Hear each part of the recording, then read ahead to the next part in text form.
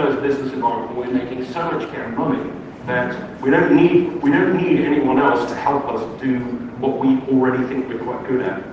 Other people may disagree. But could that sort of thinking be influenced rather by them actually moving towards a cloud-based environment, which then ask if everything should be delivered off the cloud? Would there in my opinion, hardly get a more cloudy environment than the mobile phone marketplace. You know, you want to buy a phone, you want to buy an app. With the iPad, the whole idea, as I understand it, it doesn't even have a USB port, right? Because you can go online and shop at the company store. But it doesn't have a floppy drive, right?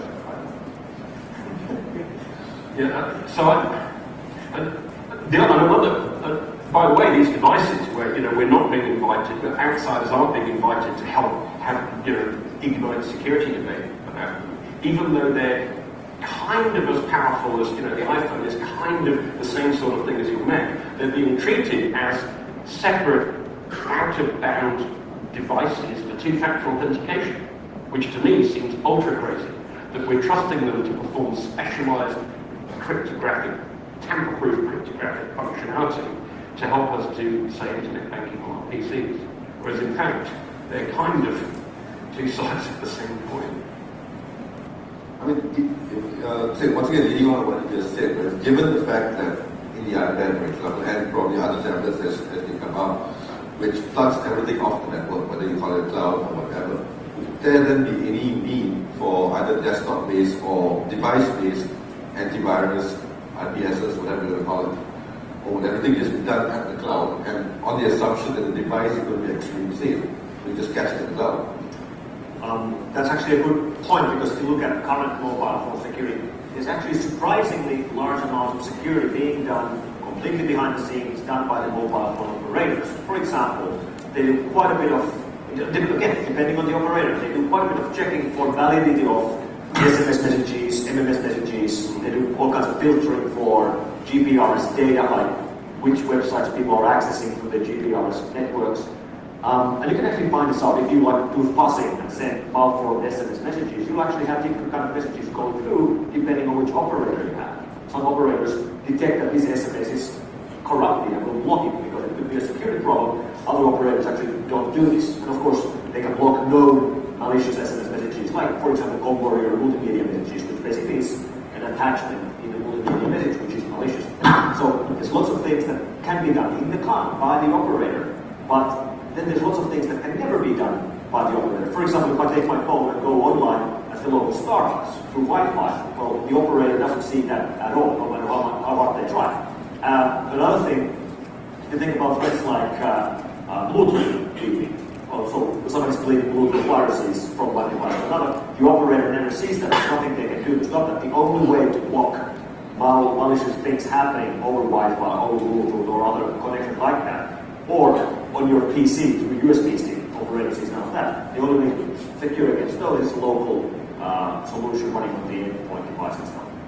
I agree. And if you look at something like I guess it sometimes exists, Chrome OS or whatever Google call it. The idea is it's this whole thin client thing all over again, and we seem to be in a cycle in sort of history of computing where everything gets centralized. Think of mainframes, and then we need terminals that can access dumb terminals that can access those mainframes that end up like being 3270 terminals being in many ways more powerful than the computer themselves. And when Apple's Macs first came out, the most powerful product you could buy from Apple for a while was the laser writer, which you connected to the peripherals kind of outstrip the original devices. And that sort of seems to be starting to happen with these devices that don't need, that we're sort of taught they may not need to be so secure because they have a much reduced sort of attack surface area. But given that most cloud stuff at the moment seems to be Ajax-based, whatever that means, is that you still need multitasking operating system, web browser, JavaScript engine, and a bunch of native code plugins, which sounds like an awfully complicated house of cards. And that's for a simple endpoint device. Their whole point though is that you don't need a whole lot of data code. Plugins because there's not much data code. There's very little data code. You can sandbox applications. You can strip down the kernel of the system and reduce that exposure by reducing. Oh, sure. I'm not saying it's a bad idea, but it's. I think in many ways, to the general public, it's sort of it's oversold. The apparent simplicity of something that works in the cloud is deeply oversold. Would you agree with that? I would agree that all marketing is BS. But then again, the sandboxing only changes the way the attackers work. If you go back to Genesis' example of J2ME or Java mobile malware, which send text messages over from these simple phones which aren't even running a smartphone operating system. Well, Java has a sandbox, and the sandbox on all mobile devices I've seen will warn you if the application you're running wants to send a text message.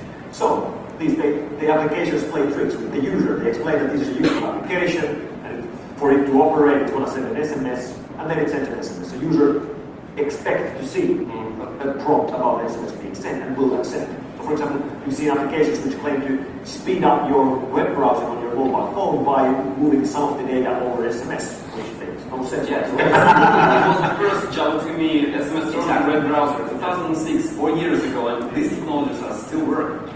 Okay, guys, we have a question from the floor. Mr. Pixie.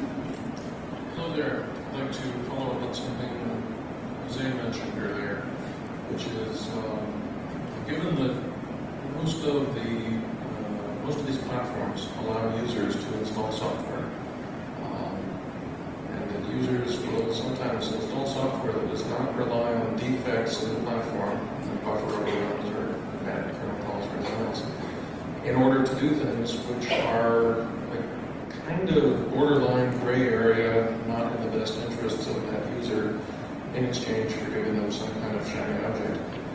Do any of you have a vision for how we're going to secure the future cybernetic universe, given that we still have humans operating the devices?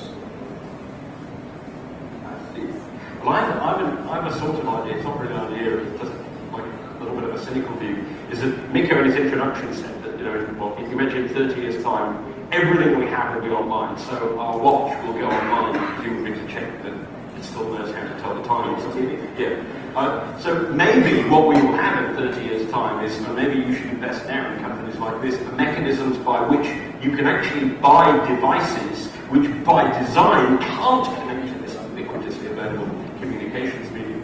Maybe we need some sort of social revolution, for example, in respect of something like Facebook, which I'm sorry, maybe I'm just an old fart, but I don't understand it. I don't understand how a friend can be a button you click. It's very convenient, and it makes you feel very popular.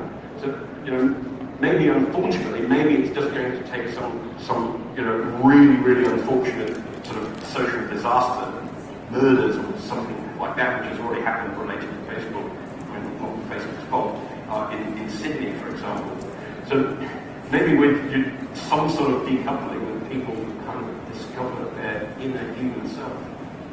So I guess there isn't a technological solution to that problem.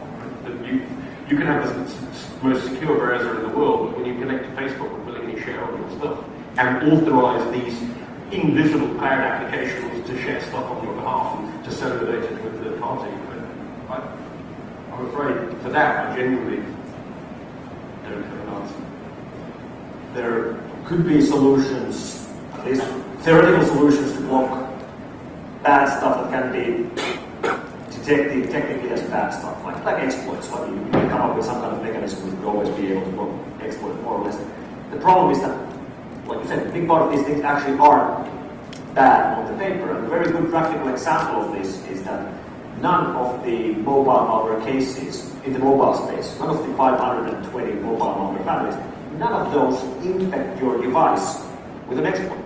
And that's very important, because if you look at how you get infected on your Windows box, well, you surf the web, you click on links, you get hit by an exploit for your QuickTime, for your PDF reader, for your Java sandbox, for Flash, or something. You get hit by exploits. For mobile phone, that has never happened, never. Yes, we have found exploits for mobile phones. Yes, absolutely. We've never seen those used in the wild to infect someone. This hasn't yet happened. So every single case, one way or another, relies on the user to download and install it, accept it, click on somewhere, click on. There's no exploits yet. It's not a form of social engineering then. Exactly, and that's important because if you look at the security model of mobile devices, which is all about everything's signed, everything's accepted, put it to an app store or Symbian sign or whatever. None of that applies when you go to exploits because you don't have to have your exploit signed just once. by the way, single sign is